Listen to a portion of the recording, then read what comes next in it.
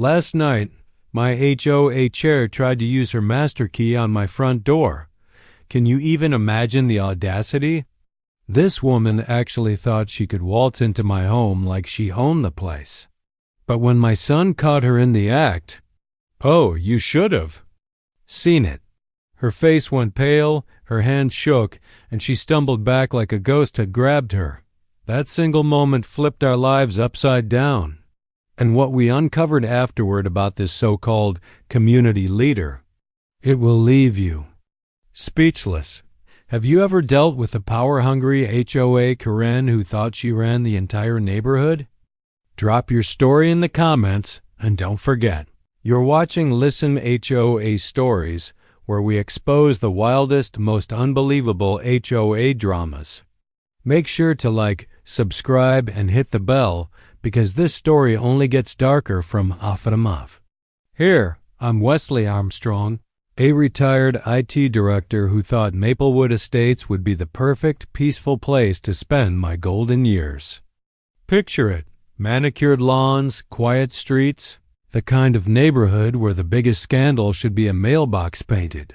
The wrong shade of beige dot, but peace doesn't last long when you live next to Chloe Foster, HOA chair for nearly 8 years. Mid-50s, polished, professional, and carrying herself like she owned every house in this community. And in a way, she did. The fines, the rules, the authority, Chloe wielded all of it like a weapon. What I didn't realize then was that this woman wasn't just power-hungry. She was running something far darker than simple HOA drama. That's the terrifying thing about gambling addiction. It doesn't just wreck lives. It pushes people into a series of small compromises, each one darker than the last, until suddenly they're betraying neighbors and selling out entire communities to loan sharks. The breaking point came when I opened my home office safe. I'd always been paranoid about security, occupational hazard from 40 years in IT. That safe held my crypto hardware wallets, backup drives, some cash, and expensive equipment. The combination? Known only to me. Or so I thought when I opened it that night. My stomach dropped. The main hardware wallet, the one holding $50,000 in cryptocurrency, was gone. Not the backups, not the cash, not even the fancy gear sitting next to it. Just that one device. Whoever broke in knew exactly what to take, and exactly where to find it. And here's the part that still sends chills down my spine. Only 3 people knew about that crypto. Me, my son Jake, and somehow Chloe Foster. Remember that first creepy conversation? The one where she brought up my crypto portfolio even though I had never told her a single thing about investments? Yeah, that wasn't a coincidence. The next morning I snapped into IT director mode. If someone was running a systematic breach on my home, I'd treat it like a corporate investigation. I started compiling data, cross-referencing Ring camera footage with HOA maintenance schedules, mapping suspicious timelines, cataloging every abnormal entry, and the results? Terrifying. 4 houses hit in just 2 months. Always during official maintenance windows announced by Chloe through HOA newsletters. This wasn't random theft. This was organized crime, planned with insider information and executed with surgical precision. That's when Emma Collins, my neighbor and former military spouse, dropped a bombshell. Her home security setup made my little Ring camera look like a toy. Motion tracking, multiple angles, professional-grade equipment. She pulled me inside one evening and said, "Wesley, you need to see this." On her screens, multiple break-ins across 3 different homes. Same crew, same methods, same ruthless efficiency. These weren't burglars. They were pros. They studied the neighborhood like it was their full-time job, every weakness, every pattern, every opportunity cataloged. But Emma's next discovery made my missing $50,000 look small. Furious, shaking, she told me her bank had just flagged 3 new accounts opened in her name. Credit cards, checking accounts, even a small business loan. All tied to addresses of homes recently visited during maintenance. This wasn't just burglary. This was identity theft on an industrial scale. These criminals weren't stealing laptops to resell them. They were stealing entire lives. The timeline moved faster than anyone realized. What I thought was a 3-month operation was actually just 8 weeks of targeted, high-efficiency theft. Professional crews strike fast, extract maximum value, then vanish before law enforcement can catch up. And they didn't just know the houses. They knew the families, who traveled, who had valuable electronics, which alarms were real and which were for show. Jake, my son, kept his involvement quiet since he couldn't officially investigate. But over dinner one night, he leaned in and said, "Dad, this fits organized crime patterns I've seen in neighboring counties. Same crews, same methods, same identity fraud. You're not dealing with small-time crooks. This is bigger." His database checks confirmed it. 3 other communities all hit the same way. Same strategy, same execution, same destruction. This wasn't neighborhood drama anymore. This was interstate organized crime. Meanwhile, Chloe Foster, the once all-powerful HOA chair, was unraveling before our eyes. The polished, confident woman who fined people over mailbox colors was now a nervous wreck. Late-night phone calls in her driveway, chain smoking like her life depended on it. Shaking hands at community meetings. I overheard fragments one night. "I'm getting the money. Just give me more time. The tech guy's place is worth 50 grand. I swear. Please. Don't hurt my family." That's when it all clicked. Chloe wasn't just greedy. She was drowning in debt, tangled up with Big Eddie Castellano, a loan shark whose name made even cops wince. Soon after, his black SUV started appearing on our street. Men I didn't recognize strolled slowly past Chloe's property, watching, waiting. Through Emma's telephoto lens, we saw it with our own eyes. A hulking man, calm but terrifying, leaning over Chloe on her porch. His words carried down the street like a death sentence.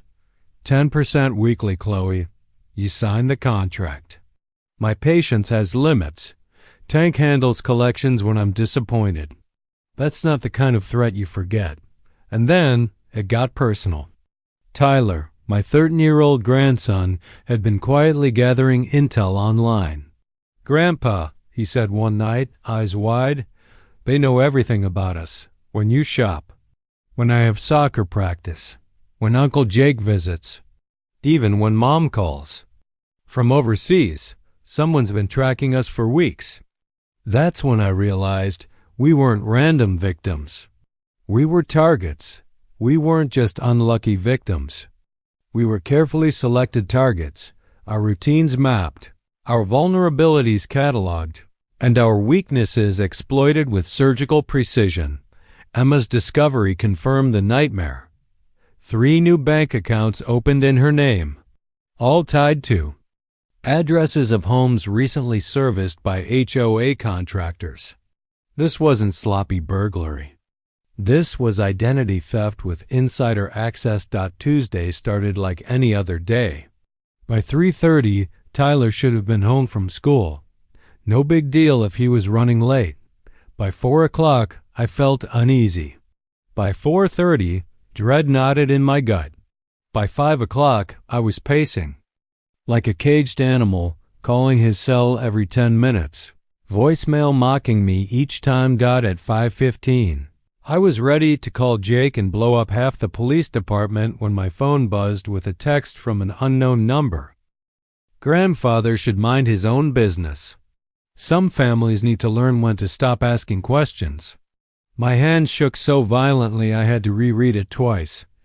Jake's response was immediate, his professional calm betraying a fury beneath the surface. "Dad, I'm calling this official. This is a kidnapping case now. We're bringing in the full department.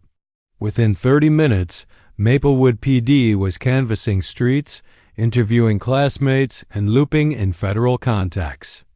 The efficiency was chilling. Chilling because it meant law enforcement took the threat seriously, but terrifying because it confirmed what I already feared. Only professional criminals escalate to threatening kids. Emma mobilized the neighborhood like a commander prepping for battle. She drew grid maps, assigned sectors, set communication protocols. No panic, no wasted time. Former military spouses don't crack under pressure. They operate with discipline civilians can't fathom. She looked me dead in the eye and said, "Wesley, we're going to find him. Tyler's smart. If he's hiding, he chose somewhere safe. If someone took him, they left evidence. Either way, we get him back." Her conviction kept me standing when I felt like collapsing. At 7:15, as the last light drained from the sky, my phone rang. Tyler's voice came through, scared but steady. "Grandpa, I'm okay. I'm at the library. I heard them talking about Big Eddie and collections, so I hid. I've been looking up Chloe's financial records on the computers. You need to see what I found." Relief hit me so hard my knees nearly gave out. My grandson was safe. Not only safe, but gathering evidence. The kid had instincts beyond his years. The documents Tyler pulled were devastating. Chloe's house refinanced 3 times in 1 year. Maxed out credit lines. Cash advances on store cards. She was drowning in debt. The timeline of her financial freefall matched perfectly with the escalation of neighborhood crimes. Desperation breeds recklessness. And Chloe's desperation had now put my grandson directly in the crosshairs of organized crime. But the most chilling part? While Tyler hid in the library, he'd spotted Tank Stone's crew prowling the neighborhood, searching for him. Black SUVs creeping by parks. Strangers questioning kids. Professional muscle hunting a 13-year-old. Tyler had survived by using back exits, slipping between floors, even hiding in bathroom stalls when the wrong faces showed up. No child should need survival tactics at 13. And the rage that burned in me because of it could have melted steel. By Saturday, Chloe's house was a pressure cooker. Big Eddie's $5,000 debt had ballooned to $13,000 with interest, and she had no way out. Tank Stone's men were circling, and she knew her only ticket to survival was selling out her neighbors. My cryptocurrency wallet alone could wipe her slate clean. All she had to do was unlock our homes, look the other way, and betray everyone who had once trusted her with leadership. Saturday night came heavy with dread. Tyler was safe at home, but still shaken. I was coiled with anger, ready to explode. And in the shadows, professional criminals finalized their plan to bleed us dry. By 8:15, the confrontation came. My front door shook under pounding fists, the sound rattling windows 3 houses away. "Wesley." Chloe's voice cracked with rage and fear. "Open this door. We need to talk about your interference and the problems you're causing for everyone." Her tone wasn't neighborly. It was the voice of a cornered animal. And cornered animals? They're the most dangerous of all. Tyler had barely finished unpacking his emergency backpack when the pounding on our door shook the house. His eyes were wide, still haunted by the afternoon's encounter with professional criminals. "Grandpa, should we call the police?" He whispered. He didn't realize the police were already here. "No, Tyler, stay back. I'll handle this," I told him, forcing confidence I didn't feel. 65 years old, a retired IT director, and somehow I was about to face the wreckage of Chloe Foster's desperation. But then, heavy, deliberate footsteps echoed behind me. Familiar. Strong. Jake. Except this wasn't the Jake who stopped by for Sunday dinners. Tonight he wasn't just my son. He was Officer Jake Armstrong, Maplewood Police Department. Badge. Utility belt. Radio alive with dispatcher chatter. His presence filled the room like a thunderclap. Chloe had expected to bully a frail old man and a scared teenager. Instead, she was about to collide head-on with real law enforcement. When I unlocked the deadbolt, time froze. Jake stepped into the porch light, uniform crisp, badge gleaming. Authority radiated off him like heat. The transformation on Chloe's face was instant and brutal, color drained, eyes wide, legs buckling as she stumbled backward down the steps. "Mrs. Foster," Jake said in his professional tone, his voice sharp as steel. "Officer Jake Armstrong, Maplewood Police Department. I believe you wanted to discuss something." The woman who had terrorized us with fake authority now stood exposed before the real thing, and the neighborhood saw it all. Doors creaked open. Curtains shifted. Mrs. Patterson across the street had her phone out, recording with a grin that promised social media infamy. Teenagers live-streamed from bedroom windows. Even Emma crossed her arms on her porch, watching Chloe's empire collapse. With quiet satisfaction, the humiliation was complete. Chloe wasn't just being confronted by law enforcement. Her entire audience of neighbors bore witness. I didn't know you were a police officer," she stammered, scrambling for excuses. "This is just neighbor stuff. HOA business." Misunderstandings blown out of proportion.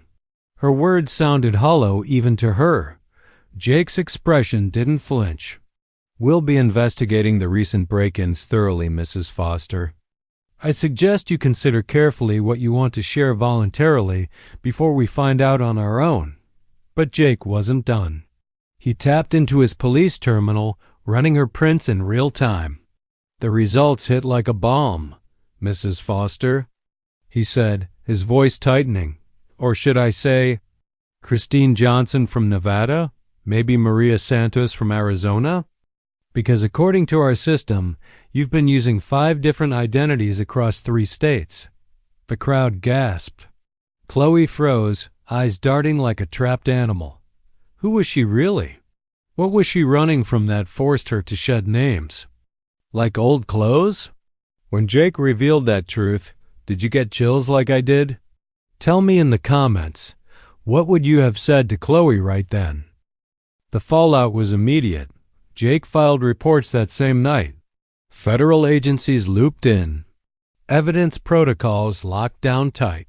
No more amateur sleuthing. This had escalated into full-blown interstate organized crime. The woman we thought we knew as Chloe Foster? She was Christine Johnson fleeing gambling debts. Maria Santos running from loan sharks. 3 other aliases tied to trails of destruction in different states. This wasn't bad luck. This was professional identity fraud perfected over years of running from consequences. And the most chilling discovery? Big Eddie's crew wasn't just watching us.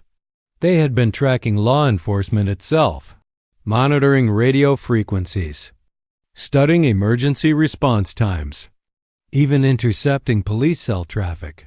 "Dad," Jake admitted during one of our late-night strategy sessions, "these guys are using military-grade signal intelligence equipment. Someone on their side has serious training, ex-military, maybe even ex-law enforcement." That's when it hit me. Chloe's betrayal had opened the door not just to criminals, but to predators, who had studied us like prey. Call to action. Outro style. This was only the beginning of Chloe's unmasking, and trust me, the truth goes even deeper. If you're hooked and want to see how this story unfolds, make sure you hit subscribe to Listen HOA Stories, where we expose the hidden battles behind neighborhood politics. They weren't just avoiding cops, they were studying them. Every move, every transmission, every pattern of response. It hit me like a gut punch. Every private conversation we'd had about protecting Tyler, every late-night plan we thought was secure, could have already been compromised. These weren't burglars. They were predators who understood surveillance better than some government agencies. Tank's crew had even profiled me personally. 40 years in IT security, my investments, my crypto storage methods, all cataloged. They knew about the $50,000 in digital assets, the $20,000 in hardware equipment, and even which hardware wallets I used. That wasn't random theft. That was precision targeting by someone with elite cyber training. Probably an ex-hacker. Had crossed into the underworld. Then Emma's military-grade surveillance changed everything. She caught footage that made federal investigators escalate the case instantly. Tank's crew wasn't just planning to rob us. They were preparing a full electronic warfare operation. Signal jammers to cut off radios. Police scanners to monitor every frequency. Portable cell tower simulators to hijack phones. Their plan? Create a total communications blackout around our home so when they struck, no one could call for help. If they wanted war, I'd give them war. I adapted fast. 40 years in corporate security teaches you one rule. Always have a backup to your backup. We went old school. Hardwired landline alarms no jammer could silence. Hidden cameras with local storage that didn't rely on Wi-Fi. Physical evidence. Traps they couldn't erase with a signal hack. Tank thought he was about to rob an old man. What he didn't know was that old man had built defenses Fortune 500 companies relied on for decades. Tyler, of course, wanted to be in the fight. 13 years old, burning to play the hero. But heroes don't survive head-on against professional criminals. His role had to be smarter. He became our eyes and ears, monitoring the feeds from Jake's old bedroom, coordinating with law enforcement through hardened backup channels. No glory, no combat. Just precision support, the role that could make or break everything. Meanwhile, Chloe was unraveling in real time. You could see it from space. Pacing her driveway, chain-smoking, making frantic calls. The woman was trapped between Big Eddie's deadline and Jake's investigation. Her voice shook with desperation when she tried calling me, begging, bargaining, anything to escape the noose tightening around her.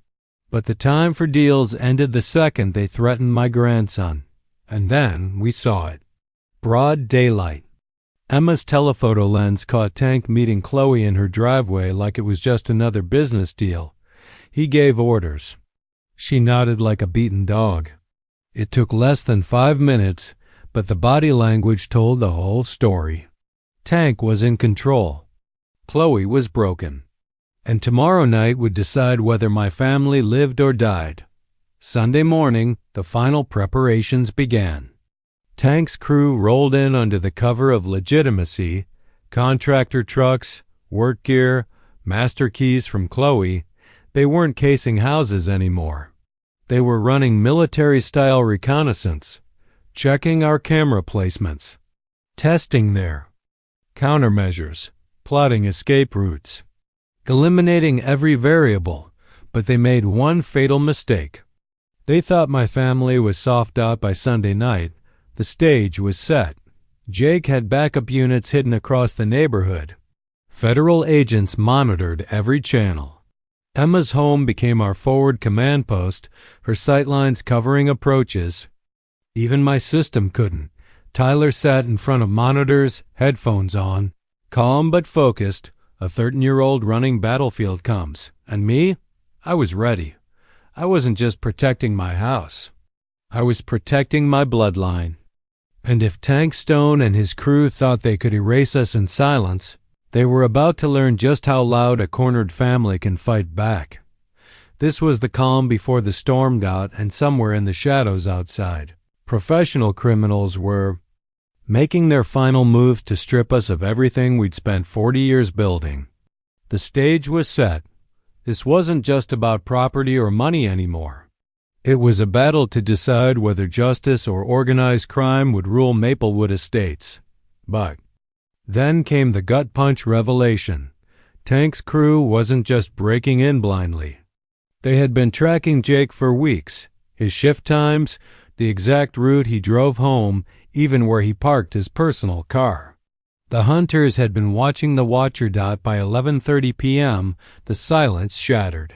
First, the sharp, metallic click of lockpicks sliding into place. Then the whisper of our back door easing open. Tank moved like a commander, leading his men with a kind of precision that screamed military training. Their equipment was state-of-the-art, jammers strong enough to kill every signal in the neighborhood, scanners that mapped out our systems, extraction tools meant specifically for cryptocurrency theft. They knew exactly what they were doing. And they'd done it before. Tyler sat in our command center, a 13-year-old staring at glowing monitors with more focus than most seasoned agents. His voice cracked but stayed steady as he whispered into the headset, "Grandpa, they've jammed the cell towers. But landline's still clear. Tank's heading for your office." 2 others in the basement and garage. They know this house. Like they've lived here. Of course they did. Chloe had sold us out completely. Floor plans, security schematics, even Tyler's bedtime routine. Every secret we thought was ours had already been fed to the wolves. Outside, Jake was stone-cold professional, running the operation like federal clockwork. Backup units sealed escape routes, radios buzzed with encrypted precision, and every move was recorded for airtight prosecution. The law needed Tank's crew to commit multiple crimes before they could move in. Frustrating, yes, but necessary to crush Big Eddie's entire network in court. Then everything unraveled. Tank spotted Tyler's surveillance setup. His comm mask cracked, and the situation escalated faster than we could breathe. "Sir," he said, voice unnervingly polite for a man in the middle of a felony, "we don't want trouble with civilians tonight. Let us finish, and no one gets hurt." But I'd had enough. "Before you take another step in my house," I told him, "you're going to explain something. Why us?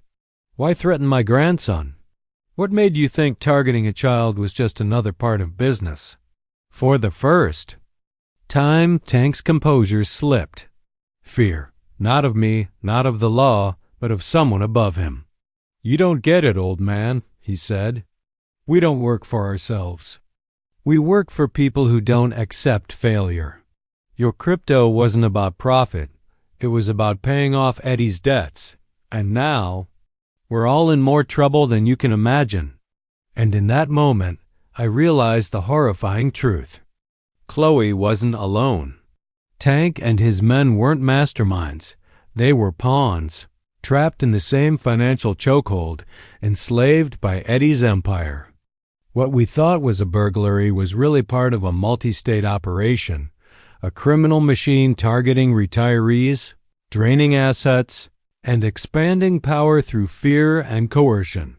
Jake's backup team stormed the house with tactical precision. Cuffs clinking as Tank revealed the last piece of the puzzle. Eddie's debts stretch from here to Nevada. Casinos, loans, mortgages, all of it. People drowning in debt are forced into his schemes.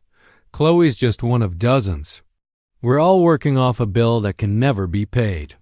And just like that, the fight over one family's home became evidence of a criminal empire stretching across states. The scale of what we uncovered was staggering and terrifying. What we thought was a neighborhood dispute turned out to be just one moving piece of a multi-state criminal empire, fueled by addiction, fear, and corruption at the highest levels. Chloe finally broke during her arrest processing. The crushing weight of federal conspiracy charges shattered every excuse she had clung to. Between sobs and gasps for air, she admitted how it all began: innocent casino nights, casual bets that spiraled into a gambling addiction. When debts mounted big, Eddie dangled salvation in the form of a $5,000 advance. But the 10% weekly payments? They snowballed into impossible sums, with threats against her family when she inevitably fell behind. "I never wanted anyone hurt," she repeated over and over. It was supposed to be clean. Empty homes, insurance claims, victimless crimes, victimless crimes. That phrase still echoes in my head, even as I look at Emma's shattered credit or my grandson Tyler's trauma from being threatened by professional criminals. There was nothing victimless about it, but the most chilling revelation didn't come from Chloe. It came from Tank Dodd as he was being processed for federal transport. He asked to speak privately with Jake.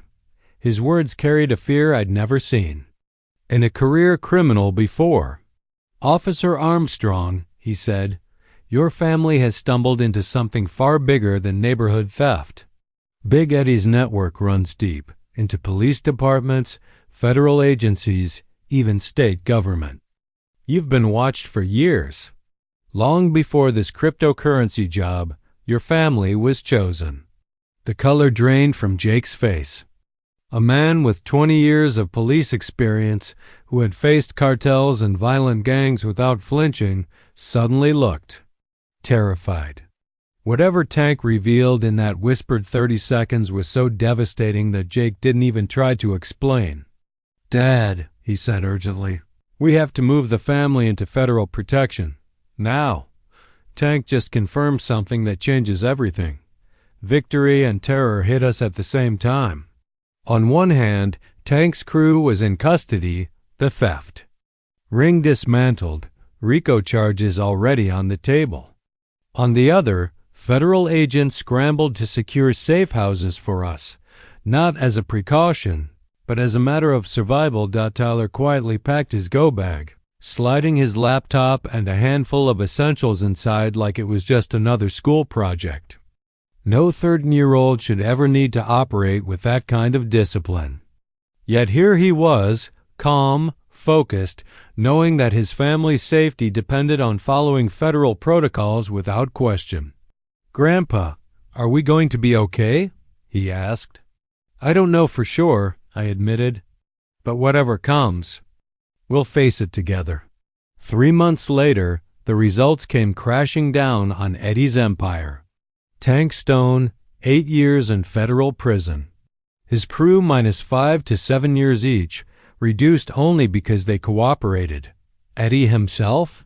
Raids across 3 states ripped apart his network. 23 arrests. $4 million seized. Dozens of victims finally received restitution. Justice had been served, but at what cost? And then the lingering question remains. What did Tank whisper that made Jake, a hardened cop, pale with fear? Why was our family specifically targeted? And how far do Eddie's connections really reach? Sometimes the system really does work when investigators have rock-solid evidence and criminals are foolish enough to threaten a police officer's family on recorded surveillance. Chloe's downfall wasn't dramatic TV courtroom fireworks. Instead, it was slow, humiliating, and permanent. 18 months in county jail, 3 years probation, mandatory gambling addiction treatment, every asset sold to repay the people she'd victimized. She lost her home, her reputation, and any chance of ever hiding behind another HOA again. That was justice, not revenge, but consequences that forced her to live with what she'd done. Maplewood Estates was never the same, but maybe that was a good thing. The HOA became a national case study in how criminals infiltrate neighborhoods and how transparency can stop it. Emma Collins, the woman who lost the most, rose from victim to leader, reforming every weakness Chloe exploited and ensuring no community would be so vulnerable again. Tyler was recognized by the Maplewood Police Department with a civilian commendation for evidence gathering that led to federal convictions. But the real honor? He had grown stronger, wiser, and braver, not by fighting with fists, but with intelligence and loyalty to his family. Jake's career soared. Commendations, federal recognition, promotion eligibility. But more than that, he proved what Law enforcement should be strength without corruption, authority without abuse. The uniform that broke Chloe's spirit became a symbol of everything good cops stand for. As for me, retirement had given me purpose again, not golf, not travel, but protecting people. I was asked to chair the HOA not out of gratitude, but because neighbors trusted me to keep them safe. My background in IT security turned into a consulting business for other communities. A second career I never expected. Born out of crisis. But then came the moment that stole back our peace. 6 months after the convictions, I received an encrypted email that froze my blood. Attached were surveillance photos, intimate shots of my family taken inside our home. Tyler at the kitchen table, Jake out of uniform during dinner, even me asleep in my own bed. The message was short and terrifying. Chloe was just the beginning. We know where Jane is deployed. Some debts transfer to family members who interfere with business. That was the truth Tank had whispered to Jake. Not a warning about immediate violence, but about a surveillance network much larger, much older, and much darker than we had realized. HOA positions across multiple states were being used to infiltrate families like ours, to catalog, monitor, and exploit them for years. We had thought we'd won. Instead, we had only exposed the tip of a criminal empire. Today, Tyler lives under a new identity at a secure school. Jane's deployment has been extended for her protection. Jake follows federal protocols he won't even discuss with us.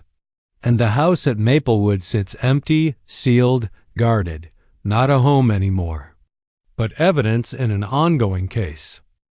Sometimes justice has a price. Sometimes survival means losing everything familiar.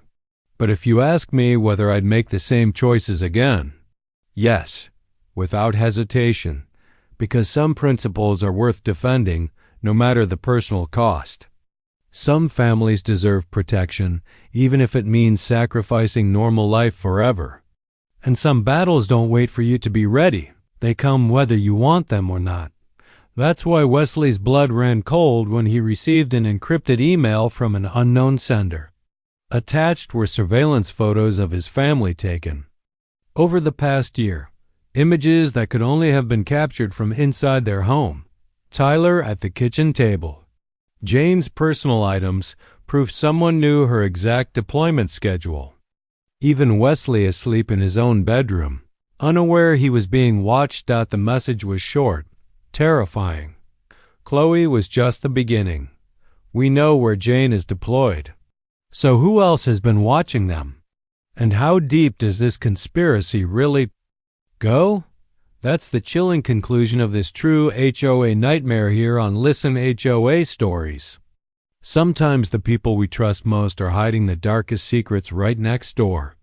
If this story gave you chills about your own neighborhood, hit that like button and subscribe to Listen HOA Stories so more people learn the hidden dangers behind closed gates. Thanks for being here, and I'll see you in the next video, where we uncover more shocking truths from communities just like yours.